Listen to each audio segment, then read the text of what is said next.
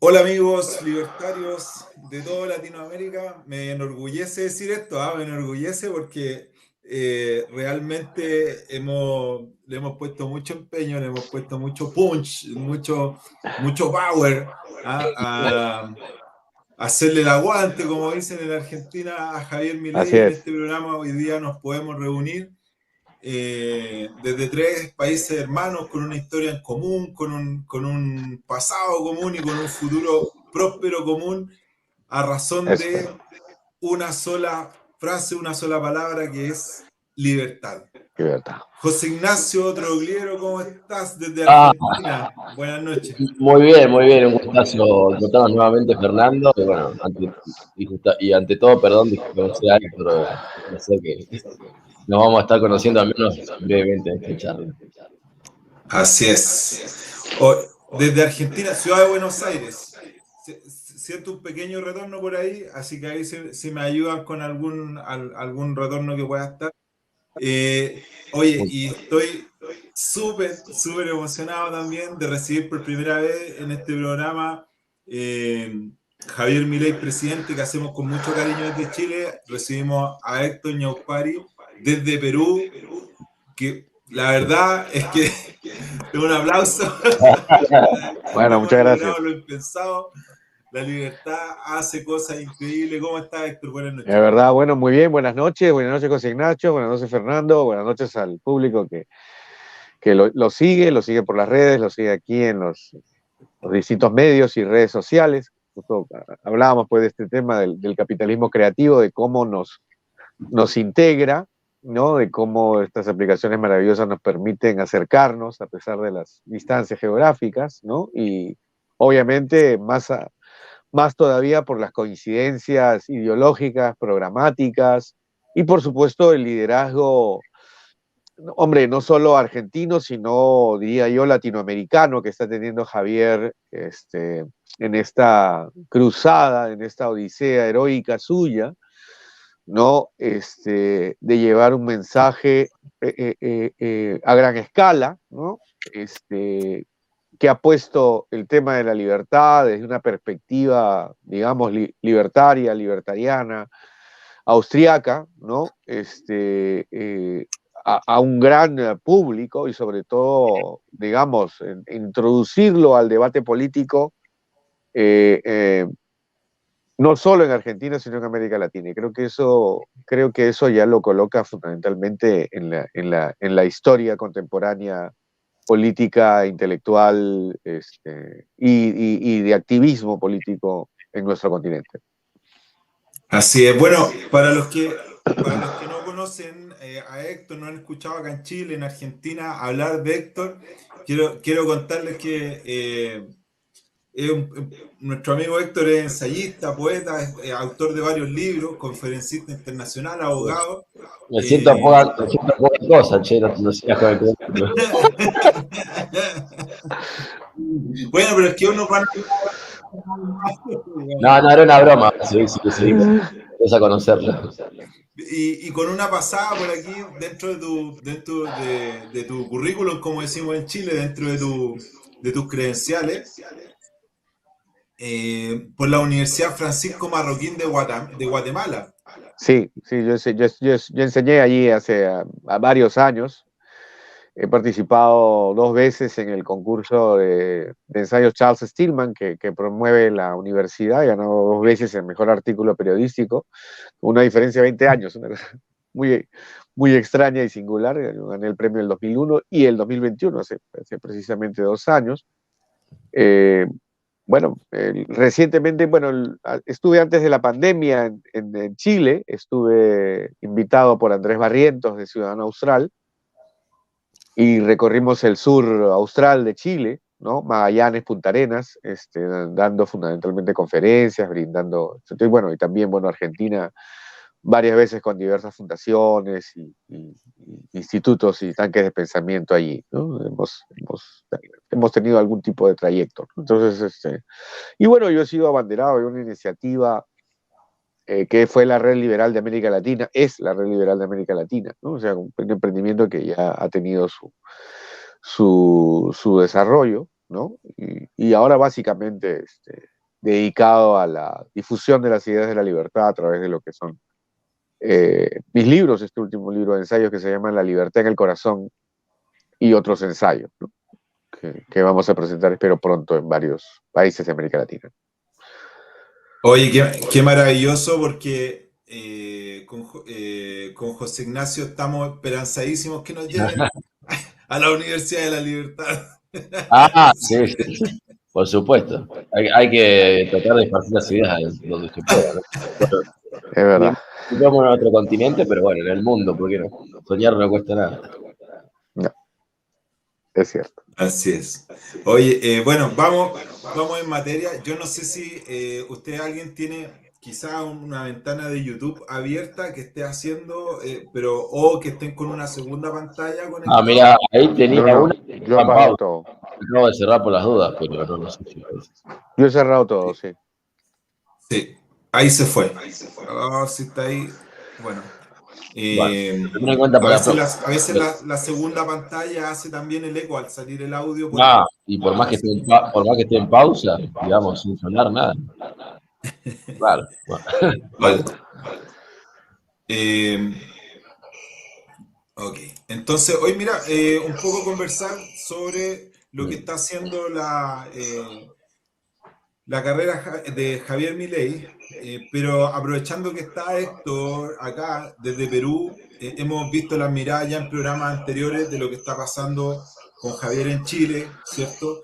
Cuéntanos un poquito, Héctor, cómo se ve desde Perú, quizás cómo está primero Perú, un poco, y de ahí nos vamos con Javier. Cuéntanos un poquito la actualidad libertaria en Claro, Perú, aprovechando claro, que sí, está acá. sí, sí. Bueno, muy rápido. Hace poco más de 4 meses, el 7 de diciembre de 2022, el comunista Pedro Castillo dio pues un golpe de Estado, ¿no? Mostró el verdadero paso autoritario, más bien acosado por las 51 carpetas fiscales que una interminable recatafila de actos de corrupción ya lo tenían prácticamente cercado. Intentó darle el zarpazo autoritario y con una no poca sorpresa, los peruanos asistimos a digamos, a un estate quieto institucional, es decir, las instituciones en su conjunto, incluidas las Fuerzas Armadas, el Tribunal Constitucional, el Congreso, el propio Ministerio Público, hicieron caso omiso al golpista, ¿no? Y eso ha conllevado a que se produzca, digamos, la sucesión constitucional consagrada en la Constitución del 93 y ahora Dina Boluarte, que era la segunda vicepresidenta, es la que está ahorita ejerciendo funciones, ¿no? Siempre pues una mujer de izquierda, pero digamos un poco más centrada, ¿no? Un poco más, digamos, con una orientación mucho menos ideologizada, incluso para quienes desconfiábamos de ella. Igual, pues por supuesto, hay que seguirla con atención, ¿no? Obviamente esto generó un parteaguas, obviamente en la propia izquierda peruana, ¿no? Que es especialista fundamentalmente en dividirse, estando o no estando en el poder y ahora con mayor, digamos, alevosía. Hay una centroderecha, digamos, que tampoco está muy unida en el Perú, pero que efectivamente ha dado una batalla programática, ha dado una batalla muy activa y muy política, ¿no? Con la elección de Pedro Castillo. Y claro, en ese escenario se ve con notable interés el avance que ha tenido Javier Milei en la contienda política argentina previa a la elección, ¿no? Es decir, hay un partido libertario peruano que está casi, como se dice, hecho a su inspiración en cuanto al manejo político.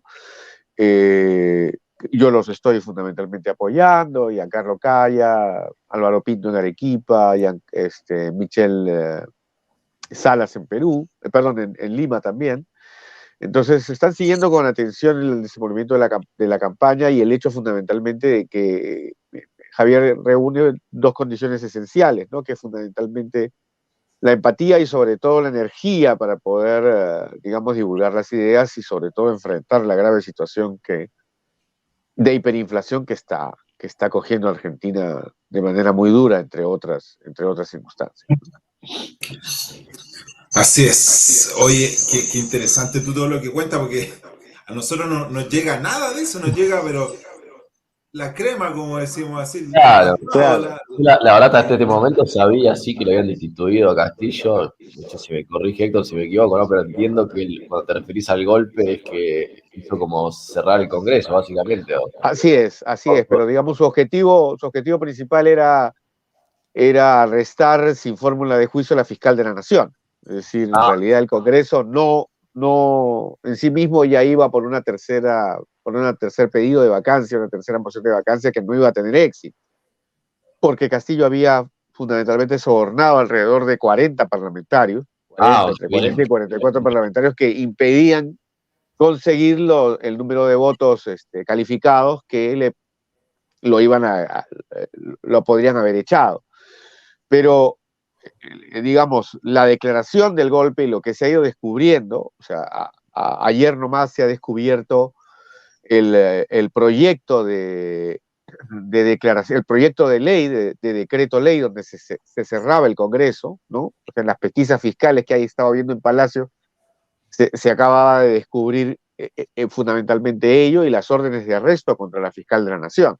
Digamos que en estos casos los presidentes, más que temer a los parlamentos, temen fundamentalmente las investigaciones fiscales porque, digamos, ellos no tienen la facultad de clausurar en el Perú el Ministerio Público, ¿no? O el Claro. Poder Judicial, esa facultad no existe, digamos, ¿no? Entonces tiene que haber una sonada que implique, a partir del cierre del Parlamento, el desmoronamiento de todas las instituciones.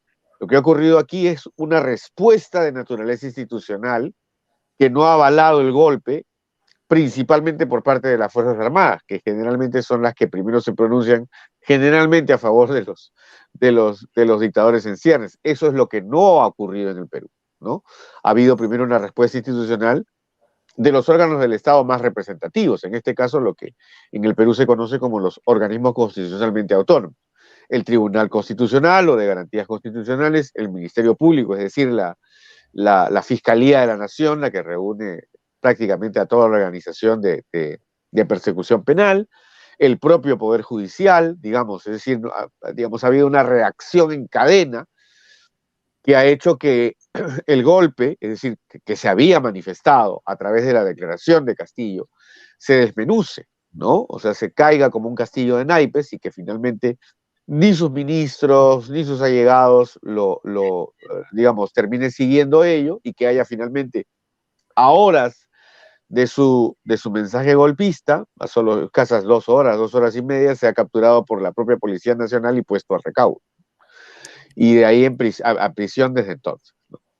Claro, tengo entendido que en Perú, pese a que por ahí suelen haber casos de corrupción, bueno, que en Argentina es moneda corriente, ¿no? Pero como que con lo que explicás, como que están mejor activados los mecanismos de castigo, de todo eso, ¿no? Tanto como el juicio político, etcétera, o como mencionaste, las fuerzas de seguridad, la justicia, como que es un sistema más encapsulado, cerrado, que trata de cuando está ese foco de corrupción, aplacarlos, ¿no? O sea, que si Sí, alguien sí, hace algún delito, no está durante años en el poder como nosotros con Cristina Kirchner y otros ejemplos. claro. O sea, la diferencia es que aquí, digamos, ha habido un continuo fortalecimiento del Ministerio Público por un lado, y por otro ha habido digamos, también un fortalecimiento de los mecanismos de transparencia, ya desde el lado institucional como del lado de la propia prensa. Es decir, estas situaciones se terminan descubriendo, son divulgadas por la prensa, y el resultado obviamente es que todas las cámaras se enfocan en el acusado, en este caso en los encausados, y terminan presos. Es decir, eso, digamos, es sano. Obviamente genera, hombre, un descrédito, un desprestigio, una desconfianza en la, digamos, como dice Javier, en la casta política en su conjunto, pero al mismo tiempo es sano en la medida en que, obviamente, se instituye una suerte de 11º mandamiento, ¿no? Ningún corrupto se saldrá con la suya. O sea, y en este caso, este, en el caso de Castillo ha sido, digamos, desde el minuto cero en el que han estado, en el que han ingresado al poder, ¿no? Y lo que ha ocurrido es que ha habido un cambio en la presidencia del Ministerio Público, de la Fiscalía de la Nación, por una fiscal que efectivamente ha tenido todas consigo, ha armado un equipo de fiscales, los ha dotado de recursos y estos han empezado a hacer sencillamente su trabajo, han empezado pues a investigar y claro, esas pesquisas desde el lado del Poder Ejecutivo no pueden ser detenidas sin mediar un ataque directo a los fiscales. Y eso es lo que ha ocurrido. Y mencionabas antes que hay un partido liberal o libertario, pero yo escuché por un politólogo que tal vez conozcas, porque es bastante internacional, que es Agustín Laje, a Claro. un candidato que se llama, no sé si es Roberto el nombre, pero López Aliaga, de apellido. Claro, Rafael López Aliaga. Sí, él es ahorita el alcalde de Lima. Sí, sí, sí. Yo conozco a Agustín desde hace muchos años. Ah, mirá. Yo fui jurado de un concurso, la primera vez que él ganó un concurso de ensayos, yo fui jurado de él, nos conocemos ya bastante tiempo, también con Nicolás Márquez, ¿no? Yo presenté el libro de Liconaz sobre el Che, los dos libros del Che, aquí en Lima, claro, y el anterior, la historia del canalla, ¿no? Que fue la anterior biografía que Márquez hace del Che, las dos se presentaron aquí en Lima y a mí me ocupo el honor de presentar a ambas ediciones, ¿no? Y que los conozco a los dos muy bien, ¿no? O sea, soy buen amigo de ellos y pues, un admirador de su trabajo que pone el dedo en la llaga respecto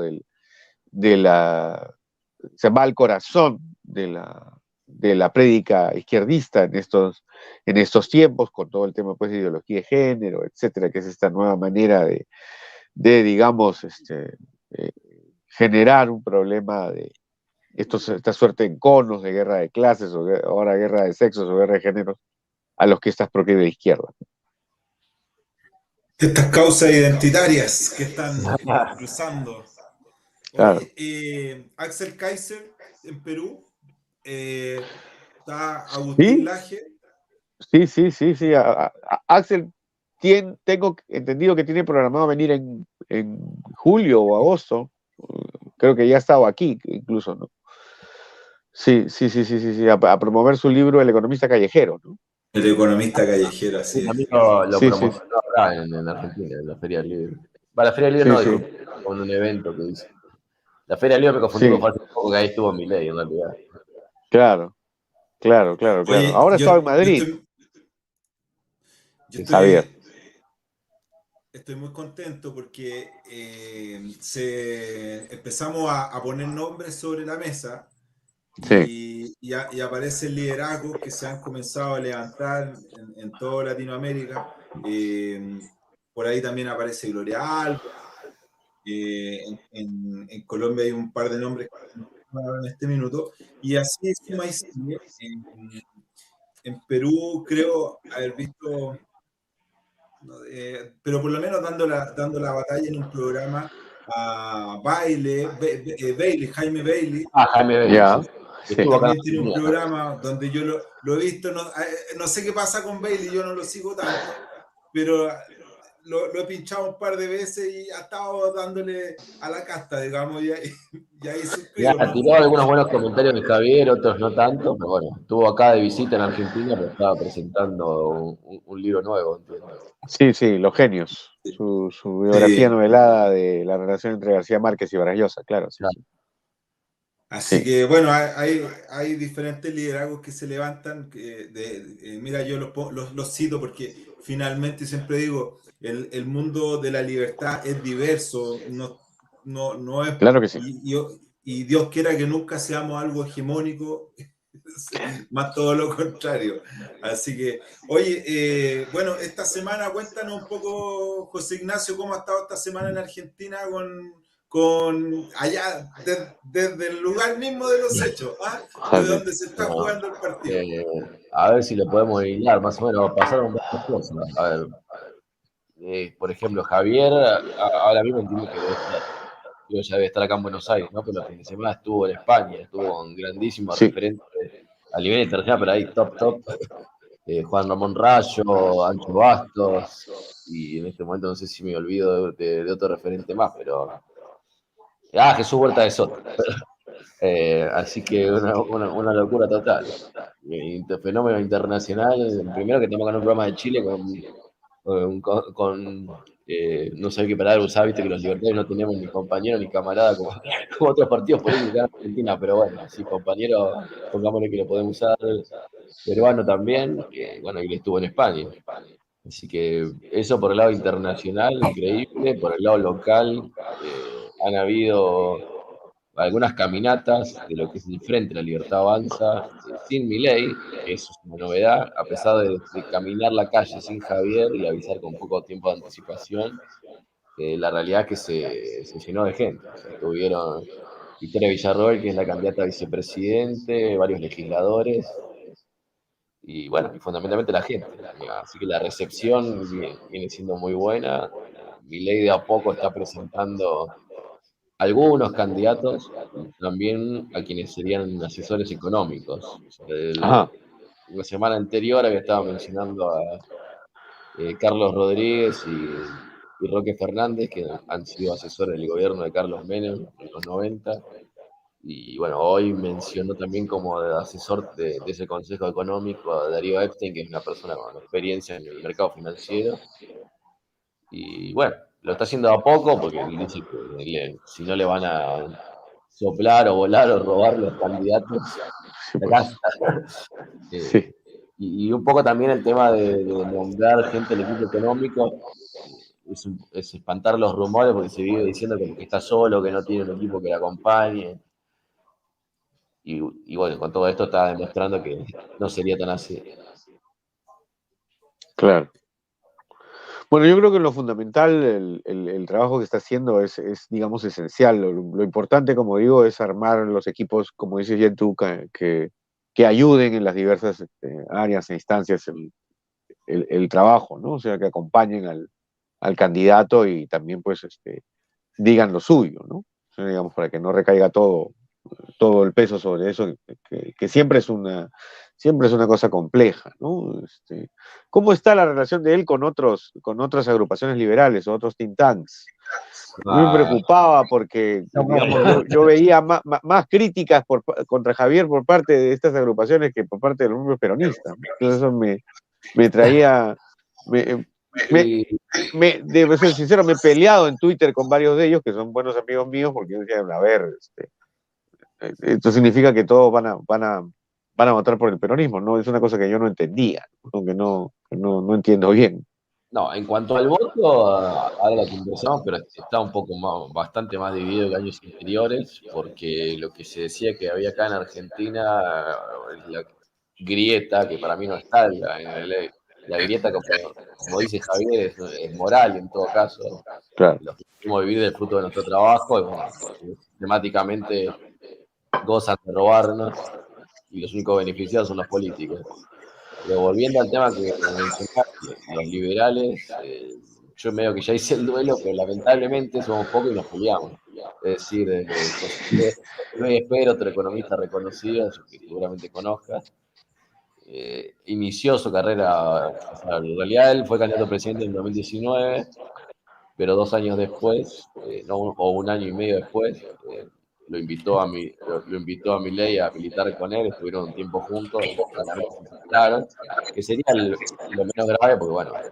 simplemente tienen un proyecto distinto, podían aliarse. El tema que lejos de que pase eso, José Luis ahora está negociando unirse a Juntos por el Cambio, y la otra figura del liberalismo, que es Ricardo López Murphy, ya Sí. directamente desde el 2021, que ingresó como diputado dentro de su partido Liberal Republicanos Unidos, pero adentro de la alianza de Juntos por el Cambio. Claro. Y a su vez hay algunas, también personas que están Juntos por el Cambio, que se dicen liberales, pero son radicales, que es el otro histórico partido junto con el Partido. Perón, que dice ser liberal, pero a la vez radical, pero y le pegan a Milei, básicamente, no, que les gusta la valorización, pero no, si le hace Milei no le gusta. Es un poco de ensalada de todo, una lucha de egos, y también, como te digo, de Milei, que eligió su camino de 100% outsider por afuera de lo que son los partidos políticos tradicionales, y estos otros liberales que, bueno, evidentemente optaron por otro camino. No sé si porque creen que pueden liberalizar, por así decirlo, a Juntos por el Cambio, o simplemente dijeron, bueno, este es un vehículo grande y de mayor veloz acceso a la política o cuál fue su motivación. Claro. Pero lo cierto es que el único que siguió su camino por afuera es Milei y Muy bien. optaron, bueno, por otra vida. Sí, José sí. Ignacio, sabes que vamos a tratar de mejorar un poquito el audio, te vamos a dar tiempo para que puedas reiniciar, porque te sentimos con mucho eco.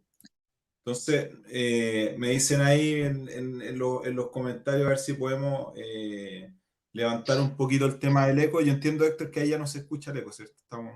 No, yo los escucho bien. No sé si ustedes me están escuchando bien. Acabo de sacar los audífonos, pero no Sí, sé no, si a se ti me te escucha. escuchamos bien. Es a José Ignacio que lo tenemos con un poquito de eco. Pero mientras le damos tiempo a José Ignacio para que reinicie, valía ahí las conexiones y todo, estamos en una comunicación tripartita con Héctor desde Perú, con José Ignacio desde Argentina. Así que muy contento. Yo quería aprovechar de preguntarte un poquito, Héctor. Diga. En general en Perú, nosotros estamos acostumbrados que más allá de los vaivenes ciertos políticos que se producen, Perú siempre su economía se tiende a mantener estable y la verdad es que ya nos tienen bastante preocupados porque parece que incluso les está yendo mejor que Chile, lo que nos hace muy bien en Latinoamérica. Entonces, esta sana competencia, ¿cierto? Por hacerlo Sí, sí, mejor. sí, sí. Bueno, Eh, ahí lo primero que hay que destacar es la fortaleza, digamos, macroeconómica que acompaña al Perú los últimos 35 años, desde el 93 básicamente, ¿no? El sinceramiento de la economía que se llevó a cabo a inicios de los 90 y que básicamente ha fortalecido la moneda y ha continuado fortaleciéndola, en donde el precio del dólar prácticamente no ha variado de manera dramática, no más allá de 50 céntimos de sol o 70 céntimos de sol o 2 soles como máximo dentro de las propias fluctuaciones monetarias, y eso se debe primero a la independencia del Banco Central. Es decir, hay una primera, digamos, largada del Estado respecto de sacar las manos de la economía, que es fundamentalmente el tema de la independencia del Banco Central de Reserva. Lo segundo son los tratados de libre comercio. O sea, yo creo que, digamos, la principal reforma de segunda generación ha sido y sigue siendo, obviamente, que al tener los tratados internacionales en materia económica a un alcance, digamos, muy intenso y una práctica empresarial también muy intensa, es lo que ha permitido que el crecimiento haya continuado. O sea, el Estado ya no mete las manos fundamentalmente en la economía, no con la profundidad con que se quisiera, y por lo menos que uno temiese, ¿no? Incluso en el caso de Castillo. Ahora, también es verdad que un gran sector de la opinión pública en el Perú no quiere unas medidas estatistas profundas como las que ocurrieron entre los años 1985 y 1990. Es decir, todavía es muy consciente o es naturalmente consciente del valor de su moneda, del sentido de que pueda ahorrar a través de ella o que haya mecanismos de libre intercambio que así se lo permitan, ¿no? Luego está, y creo que eso también hay que decirlo, el amplio universo de economía informal que existe en el Perú, de libre emprendimiento, que está, digamos, por completamente fuera del Estado y que obviamente está sujeto a la ley de la oferta y la demanda, ¿no? Cuando eso está así, en una economía, digamos, que tiene una moneda con un sólido respaldo, la economía se fortalece y se recupera, digamos, a pesar del gobierno y a pesar digamos, del poco amparo legal que pueda tener, ¿no? Porque, digamos, se suscita este cambio, ¿no? Basado fundamentalmente en la libre concurrencia, en la libre contratación por fuera del Estado, incluso al margen del mismo, ¿no? Y es el resultado que nosotros estamos teniendo, incluso con asombro, ¿no? O sea, a pesar de que efectivamente el Estado ha crecido muchísimo, ¿no? Prácticamente se han duplicado los ministerios, ¿no? Y ha crecido muchísimo en cuanto a presupuesto público, digamos, el hecho de mantener que el Banco Central de Reserva, prácticamente el universo de la fuerza política se haya mantenido, digamos, incólume, ¿no? Y por otro lado, y creo que ahí el ejemplo argentino de mediados del siglo XIX y el primer tercio del siglo XX también es importante. El hecho de que esta constitución sea la constitución más larga en la historia republicana, o sea, es la constitución que ha sufrido sus cambios y sus modificaciones, etcétera, pero el proceso constituyente no la ha tocado, ¿no? Por un lado, es la constitución que tiene la mayor cantidad de interpretaciones, porque hemos tenido un tribunal constitucional sostenido a lo largo del tiempo, que ha sido fruto de elecciones y de acuerdos políticos, pero cuyos magistrados han tenido a bien, fundamentalmente, guiarse permanentemente por el amparo constitucional. Eso es muy interesante. Desde el punto de vista del derecho, parece que no tuviese vinculación con la economía, pero sí la tiene, en la medida en que las sentencias han procurado respetar los contratos, respetar la propiedad privada, de que eso ha otorgado predictibilidad al principio de la palabra empeñada, al intercambio de propiedades, etcétera, etcétera, ¿no es cierto?, al reconocimiento de los derechos que se aplican en la economía, obviamente ha dotado de una predictibilidad económica que si bien ha sido hasta hoy objeto de tímidos estudios, yo creo que es una de las variables, juntamente con la independencia de lo que conocemos como los organismos constitucionalmente autónomos. No solo el Banco Central de Reserva, sino también la Superintendencia de Bancos. Es decir, que hay una suerte de fortalecimiento institucional con el que los políticos no se meten, ya sea porque tienen la prudencia, digamos, elemental de no chocar contra ellos, como también el hecho de que están funcionando bien, o como también que no los entienden. Es decir, nos han tocado políticos que ciertamente no entienden el manejo macroeconómico y dicen, bueno, en estas cosas que son, como decirte, demasiado técnicas, ¿no? De una demasiada complejidad, yo prefiero que las cosas sigan yendo bien, ¿no es cierto? O sea, no hay, incluso desde el lado de la izquierda más radical, un ataque frontal a la fortaleza macroeconómica del Perú. Es decir, no ha habido, digamos, o por lo menos carece de los fundamentos de los que se vive en la realidad. Es decir, finalmente las personas adquieren, finalmente las personas intercambian libremente, hay una libre iniciativa individual, ¿no es cierto?, que compensa, obviamente, las brechas de ausencia del Estado a través de la informalidad. Y eso, Oye, digamos, es un elemento poco estudiado. sí, bueno, la verdad es que el riesgo del ciclo económico en Chile nosotros pasamos por eso. Creció el Estado a un tamaño tal que hoy en día es insostenible la carga estatal sobre los hombros, ¿cierto?, de los privados, de las personas trabajadoras, el de a pie. Y bueno, vamos por el triste récord de tener 24 ministerios. Y la verdad es que estuvimos un par de décadas, por lo menos un par de décadas, en una situación muy parecida a la que tú comentas, donde el mundo político parecía no meterse con los tratados de libre comercio amplios que se Claro. firmaron en Chile con Asia principalmente, ¿cierto? Y Europa. Pero viene lo que nosotros bautizamos acá en Chile, me siento parte, digamos, pero quizás no soy el responsable del socialismo democrático, ¿cierto? Dos tipos de socialismo, el que usa la fuerza, ¿cierto? Y esta lucha, y el socialismo que va por las urnas. Entonces, estas Claro. dos almas siempre se están tironeando y acá en Chile ya ganó en un minuto con el estallido social el año 2019. Y a eso se suma, ¿cierto?, ya el ciclo económico en el que entramos, donde el Estado creció fuertemente, al igual que con Perú, con un banco central independiente, pero independiente entre comillas, porque el Banco Central chileno los sueldos los paga el Estado. Y acá tú sabes que el que paga, digamos, el que pone. Claro. Y esa situación también hace que, por ejemplo, uno de los principales ministros que lleva las finanzas de este gobierno es el expresidente del Banco Central. O sea, Y entonces el presidente va a concentrar, entonces, esta independencia que de repente son en el papel, en la práctica no son tanto. Hoy acá tenemos de vuelta a José Ignacio. ¿Cómo está José Ignacio? Se escucha perfecto, se escucha perfecto. Buenísimo, buenísimo. Ya estaba traumado, dije no iba a poder participar. Está bien.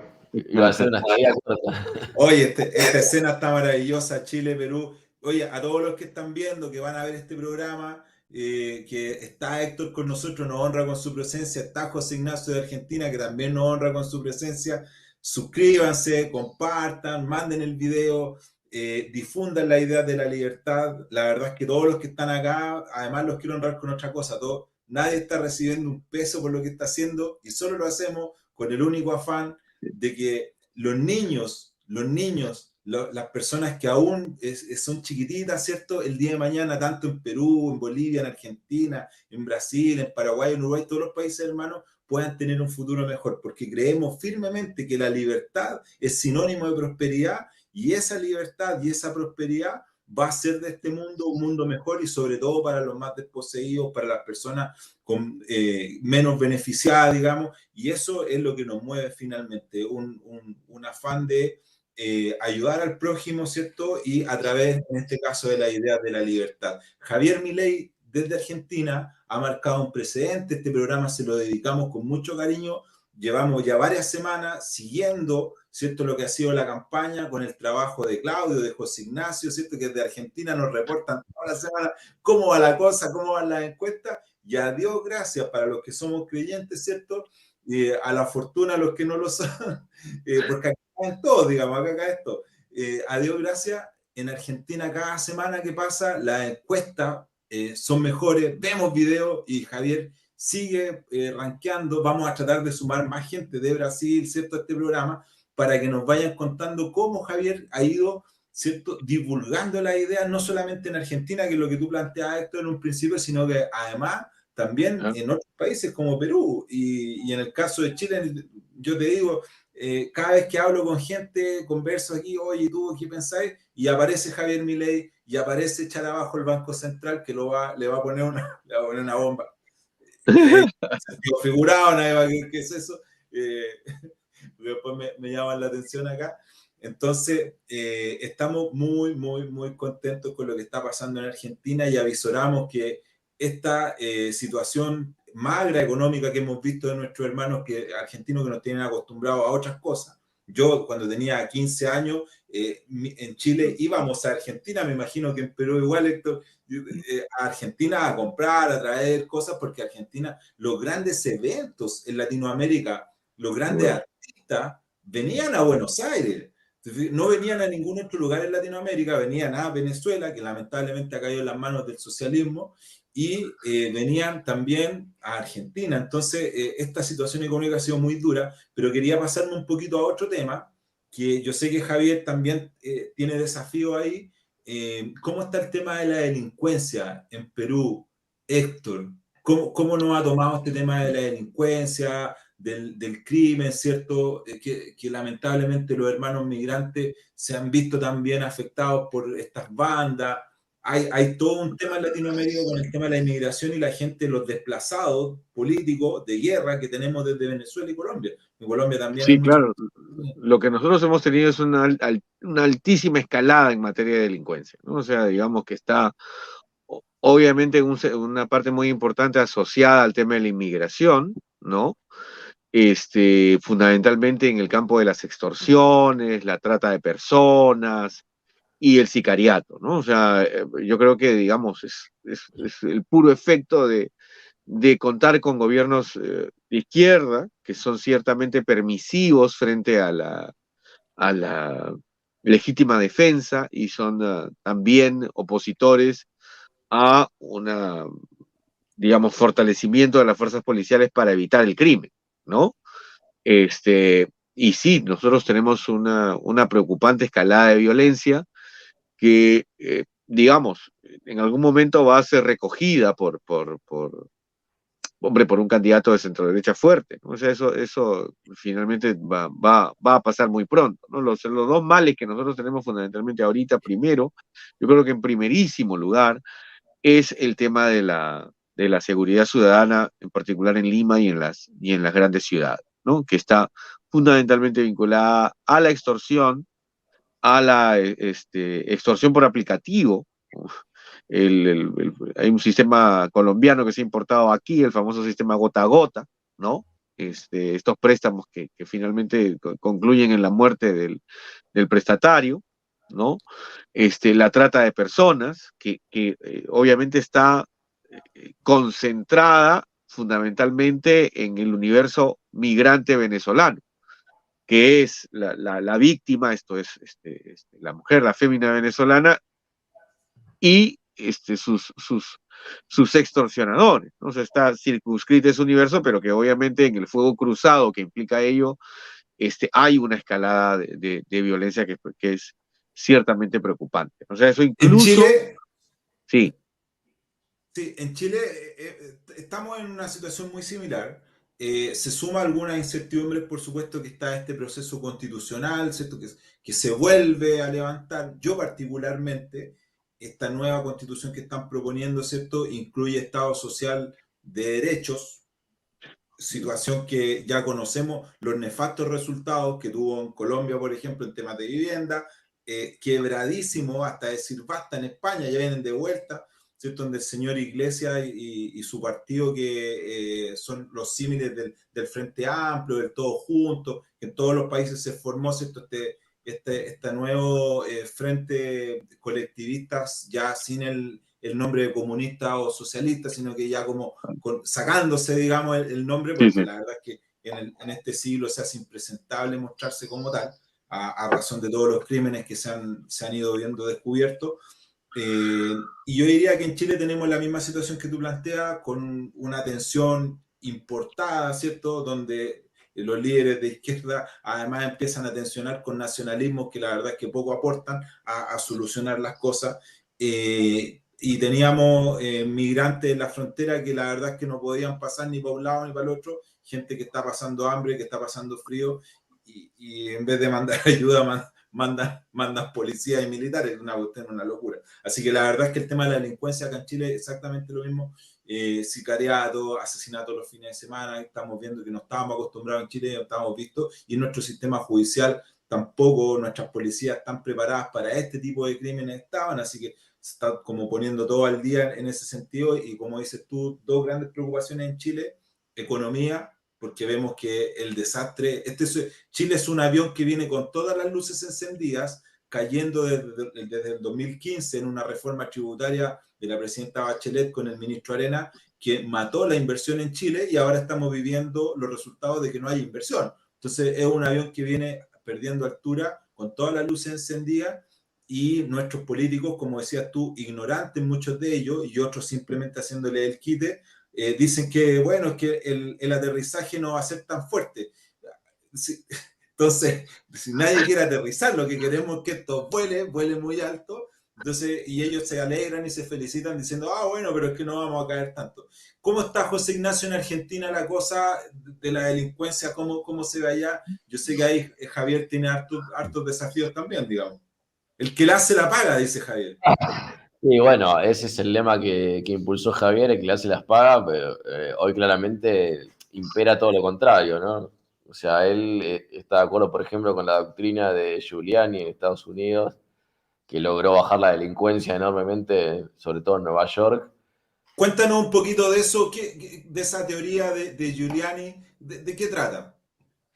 Y más que nada tiene que ver con que si el costo del delito es bajo, como pasa acá en Argentina, aumentan los incentivos a delinquir. O sea, no va a tener miedo en invadir una propiedad privada para robar, matar, secuestrar, etcétera, si resulta que impera en Argentina lo que es la doctrina Zaffaroni, que es Eugenio Zaffaroni, un juez o abogado, etcétera, afín al gobierno, a Cristina Kirchner, y lo que impulsa es una doctrina blanda en la cual impera todo menos el sentido común. O sea, en Argentina el sentido común es el menos común de los sentidos.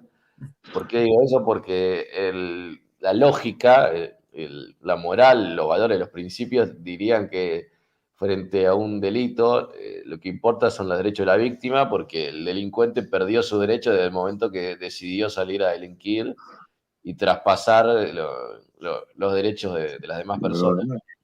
Con lo cual, lo que propone mi ley no es más que volver a un estado lógico en el cual se cumpla la ley. Es decir, porque hoy es un listado de sugerencias, lamentablemente, la Constitución Nacional, y lo que pide él es que las Fuerzas Armadas estén equipadas, que puedan disparar, porque hoy inclusive la policía tiene miedo de disparar, porque se da la locura en la cual, por ejemplo, ahora hace poco hubo un caso en el cual estaba un policía de civil paseando con su mujer y estaba en una moto y bueno, vinieron, como lo conocemos en Argentina, motochorros. Intentaron robarles, obviamente violentamente, y bueno, el policía, al tener un arma, reaccionó, le disparó y estuvo unos días preso por esto que les digo. O sea, resulta que el hombre, por defenderse, pretendía, no sé, que le hiciera la orden de alto, todo lo que corresponde cuando uno está uniformado, pero bueno, estaba defendiendo a su pareja simplemente y su vida. Y después tenemos un montón de casos así, pero eso es el ejemplo más reciente que recuerdo para que vea cómo está subvertido el orden lógico en Argentina. Es más, está por ahí el chorro, como decimos acá, o el ladrón, eh, no paga por los delitos o entra y sale como una puerta giratoria de la cárcel. Tal cual. Fíjate que, bueno, esto en general no se devela, lo que yo voy a contar ahora no se cuenta así tal cual, pero a ver, la cantinela de la retribución de la riqueza, ¿cierto? Es una cantinela que se la conocemos al mundo colectivista. Cuando viene esto de que los delincuentes son víctimas del sistema, ¿cierto? Y que las personas que tienen un bien, como un vehículo, un teléfono, una bicicleta, ¿cierto? Y pudieron comprárselo, entonces hay todos una cantidad de ideólogos, no todas las personas de izquierda, por supuesto, pero una cantidad de ideólogos que dicen que, bueno, si tú pudiste comprarte un teléfono, te lo pueden quitar y tú te compras otro y esta es otra forma natural de redistribuir la Claro, riqueza. sí, sí. Bueno, Entonces, convengamos que por eso es que los ideólogos de izquierda en general no se lo dicen a sus dirigidos, digamos, de frente, pero eso es. Por eso es que, y además los políticos populistas, y aquí entran los de izquierda y los de derecha, ¿cierto? Aprovechan estos votos que no están siendo capturados por ningún lado. Entonces, acá en Chile llegamos al extremo que hoy en día en las cárceles se vota. Entonces, cuando hay elecciones... aquí no sabes quién es el partido más votado en las cárceles en Argentina. El kirchnerismo, por supuesto. Bueno, Pero, en Chile cuando quisieron cambiar la constitución, en las cárceles ganó el rechazo. En las cárceles les salió para atrás. En las me salió el tiro cárceles por la la gente culata, sí. votó por conservar la constitución actual, que está llena de... Ahora en Chile el problema no es la constitución, a mi forma de ver, el problema es que no se está haciendo cumplir la constitución. ¿Te fijas? Porque no se hace cumplir la actual esperando que venga una nueva, no por todos, por algunos, por supuesto, ¿cierto? Pero cuando llegue la nueva vamos a tener lo mismo. Entonces, el mismo problema porque no se cumple. Y en general ese es el problema que está pasando en Chile. Los jueces, el poder ejecutivo, el poder legislativo están con un tema de saltarse la ley y eso está trayendo graves problemas. Héctor. No, bueno, a ver, ahí puntualizar brevemente que la teoría Galliani es la teoría de la ventana rota, es decir, la de sancionar severamente los delitos menores que impide que los delitos mayores puedan ser cometidos. Es decir, a partir de una sanción severa de, digamos, delitos menores como el robo de bagatela y en fin, etcétera, eso obviamente reduce la incidencia de delitos, digamos, más de organizaciones criminales y de otro tipo. Ahora, obviamente también el gran problema que nosotros tenemos es que los funcionarios de justicia no están efectivamente ejerciendo las funciones que deben, ¿no? Hay que tener en cuenta que en el caso de socialistas del siglo XXI, no hay que olvidar lo que escribió Stéphane Cartois en el libro negro del comunismo, ¿no? Que dice que al final del día el socialismo tiene pues una inspiración criminal, es decir, apropiarse de lo ajeno a través de la fuerza, ¿no es cierto? O sea, y claro, por eso busca cooptar el Estado, que es el mecanismo de coacción institucional por excelencia. Entonces, eh, eh, desde esa perspectiva es que uno tiene que visualizar la defensa de los derechos individuales, de su seguridad, su vida personal, la defensa de su patrimonio, como efectivamente un ataque y una agresión a su modo de vida, ¿no? O sea, y enfocar el sistema de seguridad desde esa perspectiva, ¿no? Y fundamentalmente aliarse con las personas que buenamente observan la ley, que buenamente llevan a cabo pues sus intercambios sin digamos, sin el peligro de verse amenazadas o abusadas o robadas o estafadas o asesinadas por esta playa de delincuentes y criminales. Obviamente, en el caso de la Policía Nacional en nuestros países, esta debe ser fortalecida, debe tener todas las herramientas para poder contrarrestar al delincuente, ¿no? Así es. Eso es lo que básicamente habría que hacer, ¿no? Oye, A los titulares de la Administración de Justicia, en particular a los fiscales, que sancionen y castiguen. Y en sí, causa. hay grandes desafíos. Un poquito quiero llevarlo a otro tema.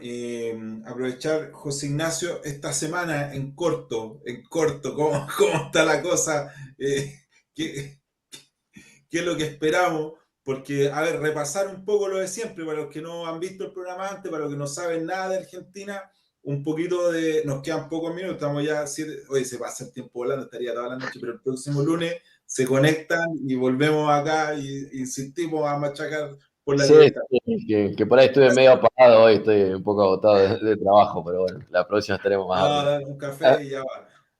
Oye, José Ignacio, Sí. ¿qué es lo que se viene entonces? Esperamos ya los candidatos en competencia, ¿cuáles son en este minuto? Los candidatos en Que tú, competencia, mira, Javier, tantas críticas que le hacen a Milei de que no presenta candidatos, pero es uno de los pocos que ya se lanzó él como presidente y su vicepresidenta Victoria Villarroel. Pues por otro lado tenés a Horacio Rodríguez Larreta, Juntos por el Cambio, pero no se sabe quién lo va a acompañar. Lo mismo a Patricia Bullrich, que iría a la interna contra Larreta. Después hay varias versiones de otros subcandidatos que irían a la interna Juntos por el Cambio, pero no queda no claro se des...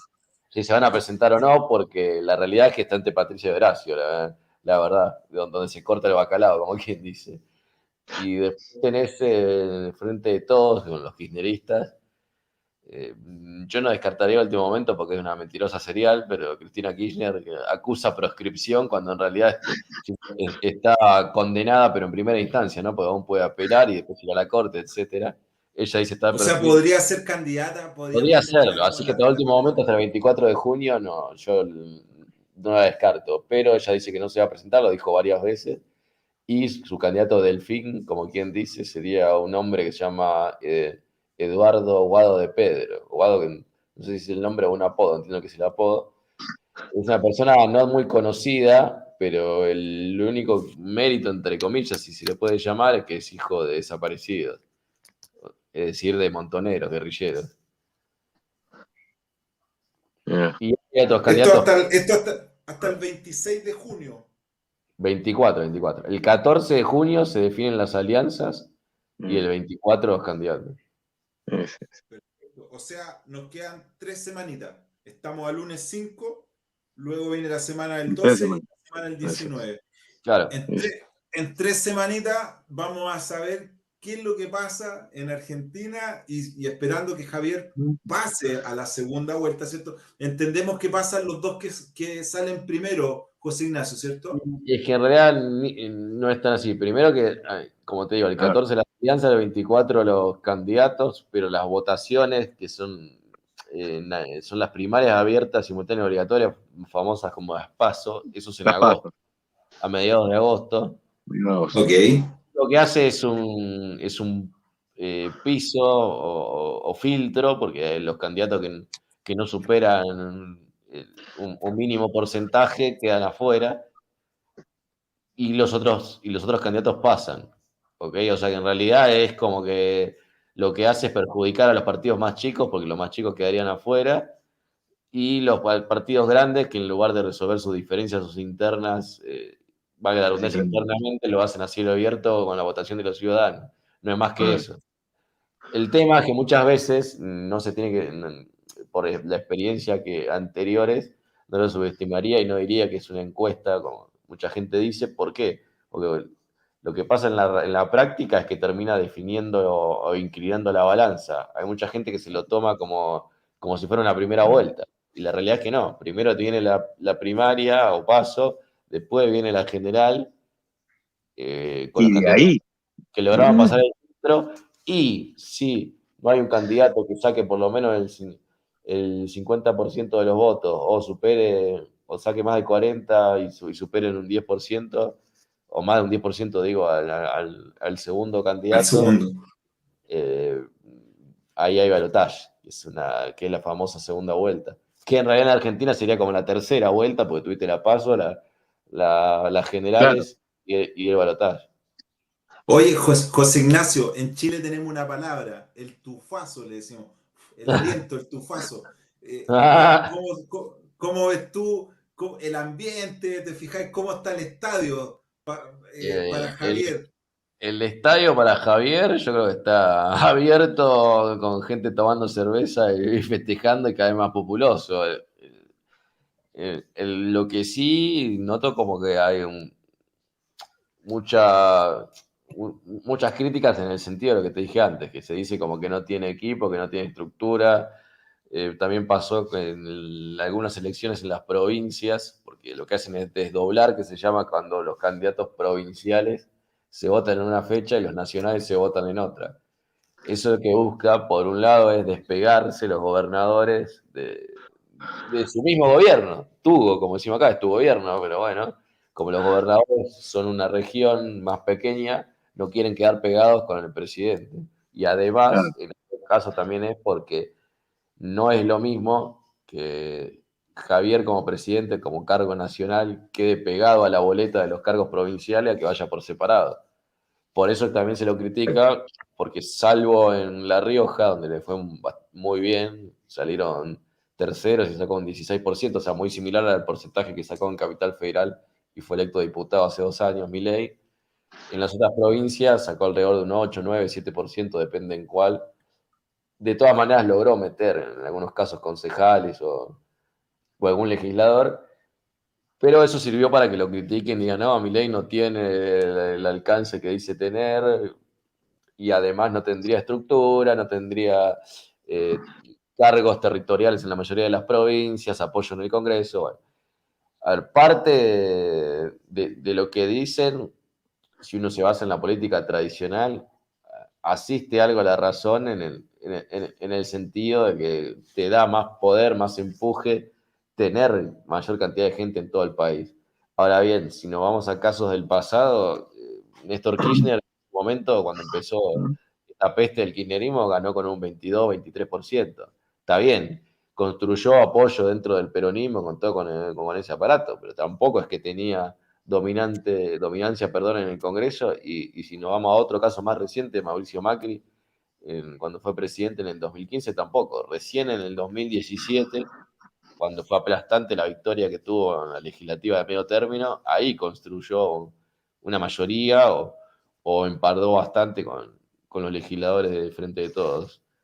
Con lo cual, bueno, todo puede pasar y ojalá que Milei gane. Creo que sí o sí, si nos basamos en las encuestas, sería el candidato más votado en las PASO a nivel individual, ¿no? Y en algunas, depende de claro. cuál, dicen como que podría inclusive superar a la totalidad de todos los candidatos que se presentan de Juntos por el Cambio, por un lado, Frente de Todos por el otro. Con lo cual, Oye, en la medida que eso se traduzca en cierto, En después votos. eso Así es. impulsaría a que en la general lo voten más todavía. Claro, sube. Y depende de cómo le vaya la economía, puede pasar cualquier cosa. Desde que vaya el balotaje, que para mí si va al balotaje lo gana, o que directamente sea una locura total. Y he escuchado cosas como que dicen podría sacar, no sé, un 40% en la general y que no haya balotaje. Así que está todo abierto. Yo trato de ser cauto, pero si es lo que a mí me gustaría, ojalá que gane, que arrase con todo. Bueno, Héctor, ¿cómo lo en ves el tú Perú desde allá? tenemos una frase: los técnicos se alquilan. Es decir, eso va a llegar, ¿no? Y si hay alguien que está respondiendo, criticando por el tema de organización, es decir, bueno, tenemos una organización intensa, pero no es una organización criminal como es el kirchnerismo, ¿no? O sea, es la No, no. verdad. O sea, así hay que contestar. O sea, creo yo desde el punto de vista político, ¿no? Para un poco liquidar esa, esa afirmación, ¿no? O sea, los presidentes primero ganan y luego arman los equipos. Es decir, ya una vez que estás de ganador, yo me inclinaría fundamentalmente a eso. Creo que lo de Cristina va a ser un salto hacia adelante. Creo que va a repetir la experiencia de Ricardo Fernández, es decir, va a poner a este Montonero o hijo de Montonero como primer candidato y ella como segundo, ¿no? Porque yo creo que tiene más preocupación sobre sus juicios que directamente, ¿no? Que eso va, dependiendo de lo que haga la justicia argentina, va a llegar o no. Digamos, hay que mirarse en el espejo de Perú en esa circunstancia. Más tarde o más temprano la justicia llega. Héctor, aprovecho de preguntarte, mira, en los comentarios me hablan por interno, me aparecen los mensajes, entonces me preguntan, tú lo contaste al principio, pero hay mucha gente que se fue conectando durante esta conversación entretenida, que se los agradezco en el alma. Soy un bendecido por contar con ustedes, con su tiempo preciado, así que le agradezco eso. Cuéntanos, Héctor, un poco están interesados en saber, me dicen, oye, hay Partido Libertario en Argentina, qué duda cabe. Hay un partido en Chile, también, acá estamos.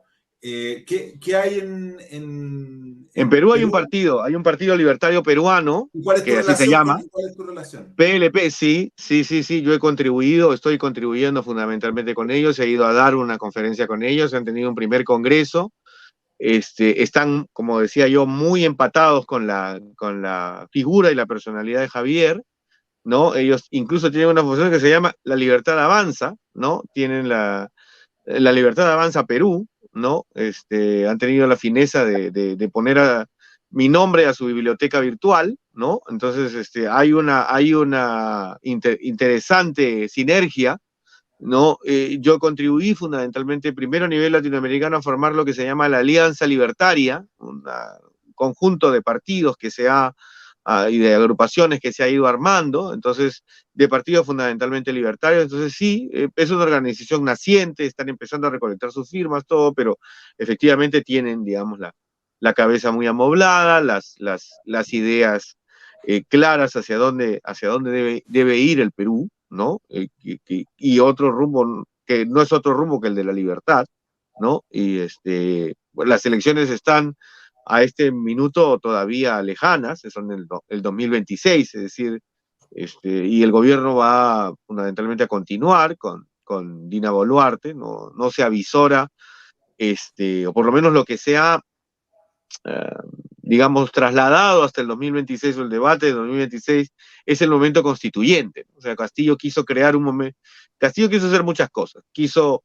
robar a gran escala y establecer el momento constituyente para seguir robando, y las dos cosas le salieron mal. Es decir, porque el tiempo de la opinión pública del Perú es otro. O sea, tiene la piel muy sensible con el tema de corrupción, tiene una prensa que se ha ido, digamos, ha estado sacando colmillo permanentemente, que no es únicamente la gran prensa, sino también la prensa que fluye fundamentalmente en las redes y que es todavía más independiente y es todavía más acuciosa al momento de investigar. Y la población, claro, y la población en el Perú está fundamentalmente ávida y tiene el oído muy atento respecto de los casos de corrupción. Luego la prensa grande la sigue, pero lo que se ha dado aquí fundamentalmente es el trabajo de periodistas independientes como Carlos Paredes, como Ricardo Uceda, como Beto Ortiz, etcétera, que desde la televisión, que desde como el periodista Philip Butters, que han puesto la diana en el tema de la corrupción y que, claro, en este momento le ha tocado fundamentalmente a la izquierda, y lo que incluso para términos del socialismo, de la corrupción del socialismo del siglo XXI, ha superado la escala, ¿no es cierto? Y entonces, obviamente, eso a nivel de la búsqueda de un liderazgo político ha traído en el Perú un momento de desasosiego. La tarea del Partido Libertario Peruano es presentarse como una oferta nueva, ¿no? Yo creo que en eso están, y creo que vista la elección hacia la formación de candidatos hacia noviembre del 2025, agosto, noviembre de 2025, podría ser una contienda interesante. Hoy están, gracias por están todos felices ahí en el chat, me hablan. Sí, sí. Súper con- Ahí que están diciendo Hasta, están muy felices, dicen. hasta dinero no. Todos los países. Bueno. Sí, sí, maravilloso. Es un día de alegría. Y bueno, en este caso la figura de Javier Milei nos ha traído hasta acá, pero más que la persona, las ideas finalmente, ¿cierto? Porque siempre lo estamos diciendo acá, nosotros no es que Javier Milei se haya despertado un día, ¿cierto? Se hayan abierto las nubes y le haya caído la iluminación, digamos. Esto es producto de preparación y este es el mensaje para los muchachos más jóvenes que les gusta, que siguen a Javier, que siguen la idea de la libertad, que creen en la libertad individual de las personas, en el Estado reducido, en el libre mercado, en el principio de no agresión, ¿cierto? Primero prepararse, ¿cierto? Hay grandes filósofos, podríamos nombrar infinitos, oye, si nombro alguno se me queda otro afuera y me empiezan a caer piedrazos de todos lados, así que no voy a nombrar ninguno, pero muchos economistas, muchos filósofos que han hecho que las ideas puedan ver la luz, y lo que estamos haciendo nosotros es simplemente subirnos a los hombros de estos gigantes y comunicar las ideas, ¿cierto? Y sabemos que Javier es un excelente comunicador, además de un profesional de excelencia, y finalmente le deseamos el mayor de los éxitos desde Chile, desde Perú, que duda cabe, y a todo el mundo en Argentina, para que pueda guiar, ¿cierto?, a Latinoamérica. Convengamos que Argentina es un polo muy importante, a diferencia de Brasil, que hablan portugués. Con nuestros hermanos argentinos hablamos español. Así que siempre hay una relación más cercana, un país tremendamente grande que su bienestar también afecta a el bienestar de los países cercanos y finalmente a las personas, y eso es.